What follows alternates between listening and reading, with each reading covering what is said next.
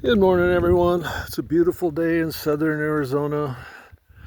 Our ocotillos, love the ocotillos. I call them the resurrection plant because they look dead all year till spring. I just wanted to do the third and final part on how would Yeshua define a false apostle or a false prophet, excuse me. Actually, they're synonymous. False teacher, false apostle, false prophet. And our text has been Deuteronomy 13, which says that if a prophet or a dreamer of dreams comes and what they tell you comes true, even if it comes true, you're not to listen to them if they lead you away from Yahweh your God, the God of the Scriptures, the God of Abraham, Isaac, and Jacob. If you are to obey my commandments, God says, a prophet will lead you away from his commandments. Now, Yeshua comes on the scene, and they ask him, is this the prophet? Or they ask themselves, is this the prophet? What prophet? The prophet of Deuteronomy 18, the prophet like unto Moses, which they must listen to, for he speaks the words of God. Yeshua is that prophet that they were looking for. So, the question I have today is, would his disciples follow him if he was coming to do away with the law of Yahweh? Very important question. We tend to look at these things from our own perspective 2,000 years later, but we need to go back and put our minds into the apostles' minds. What were they looking for? Were they looking to be delivered from the law of God? I would say not.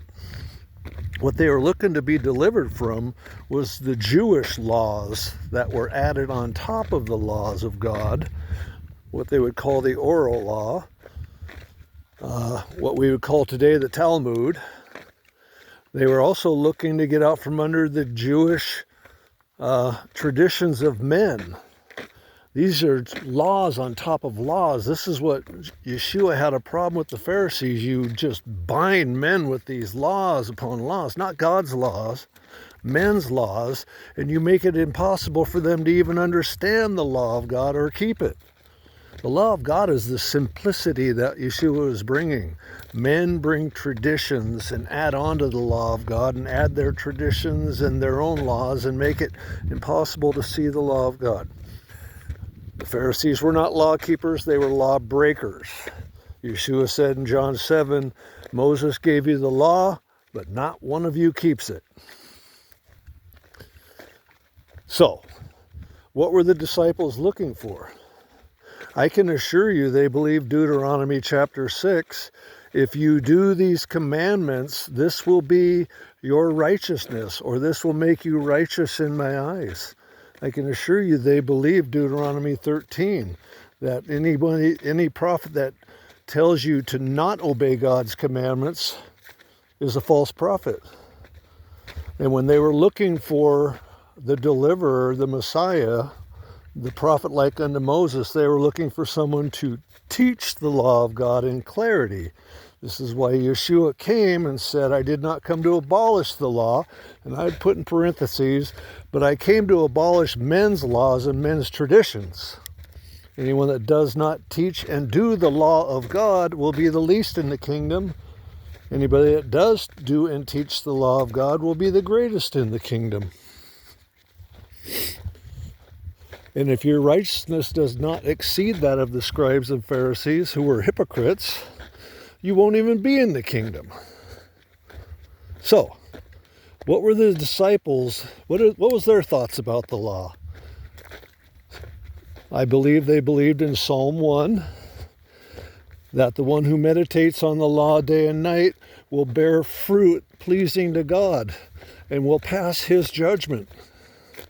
I think they also believed in Psalm 19 that the law is what transforms a person and makes them wise. And then read Psalm 119. You won't find one thing about God's law that is negative. The only negativity is those who don't keep it. This is what they believed about God's law. We think they were trying to, or I should say modern theology teaches or kind of gives the thought that they were burdened by God's law. No, they loved God's law.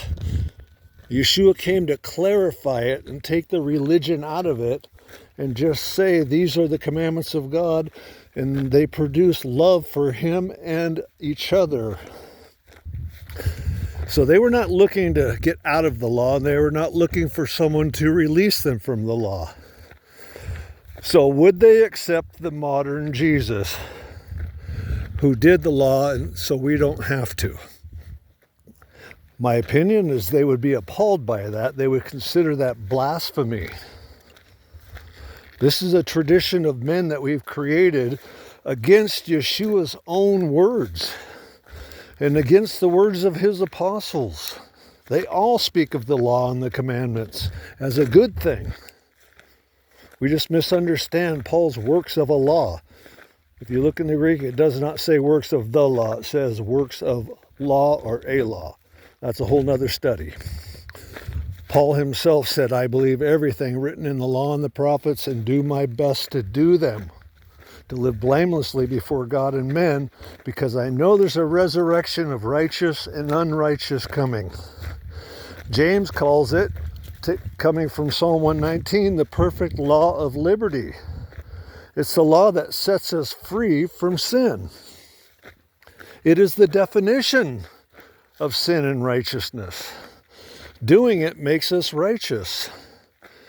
And Yeshua said the one who continues in sin or breaking God's commandments is a slave of sin.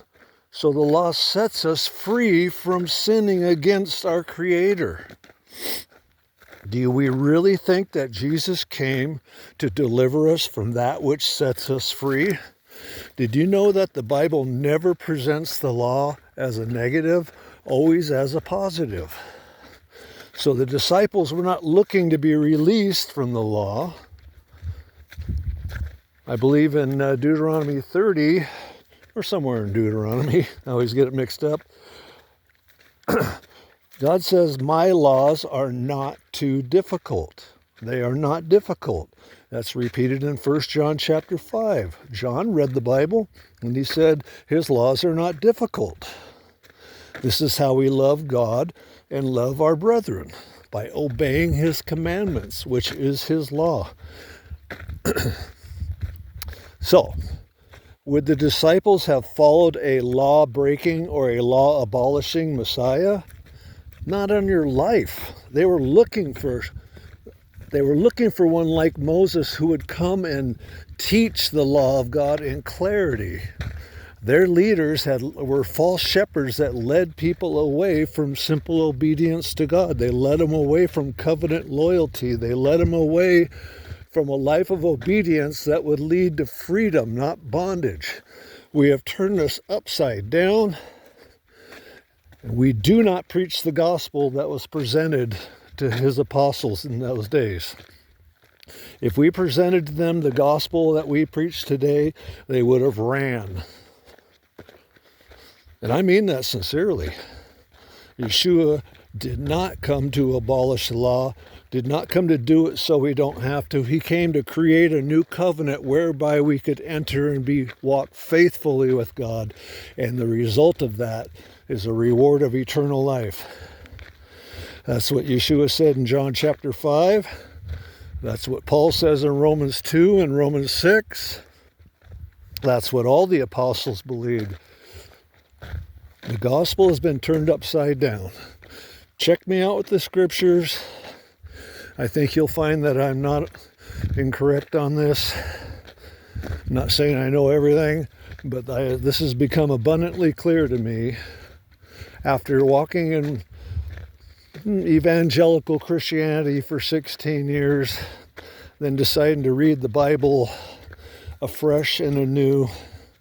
This is the conclusion I think is true. So check it out. Anyways, I wish you all the best. I'm not here to judge anybody. I am just here to say that Yeshua's words were, it's a narrow path and few there be that find it. And this path leads to life. We must walk this narrow path of faithfulness to the God of the Scriptures. All right, love you all. See you next time.